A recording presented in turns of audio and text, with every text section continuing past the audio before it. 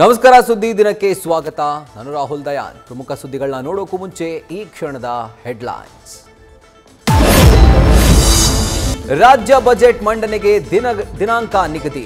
March 7ರಂದು ದಾಖಲೆಯ 16ನೇ ಬಜೆಟ್ ಮಂಡಿಸಲಿರುವ ಸಿಎಂ ಸಿದ್ದು. ಗ್ಯಾರಂಟಿ ಬಜೆಟ್ ಮೇಲೆ ಜನತೆ ನಿರೀಕ್ಷೆಯ ಮಹಾಪೂರ.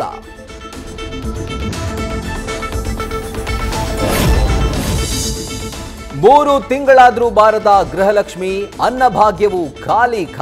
ಗ್ರಹಣ ಹಿಡಿದಿರೋದನ್ನ ಸ್ವತಃ ಒಪ್ಕೊಂಡ ಸಿಎಂ ಡಿಸಿಎಂ. ಖಾಲಿ ಕೈ ಸರ್ಕಾರ, ಡೋಂಗಿ, ದಿವಾಳಿ ಅಂತೆಲ್ಲ ವಿಪಕ್ಷಗಳು ವ್ಯಂಗ್ಯ.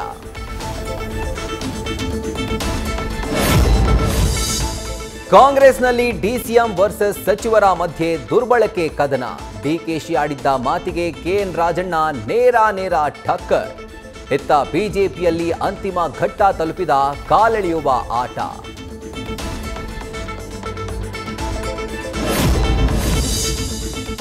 ಇವತ್ತು ಮುಂಜಾನೆ ಶೇಕ್ ಆದ ರಾಷ್ಟ್ರ ರಾಜಧಾನಿ ನೋಯ್ಡಾ, ಇಂದಿರಾಪುರಂ ಸೇರಿ ಹಲವೆಡೆ ಭೂಕಂಪನ.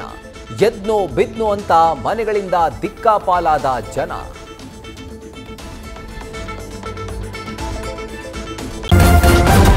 ನ್ಯೂಸ್ ಫಸ್ಟ್, ನಿರ್ಭೀತಿಯಿಂದ ನಿಮ್ಮ ಪರವಾಗಿ.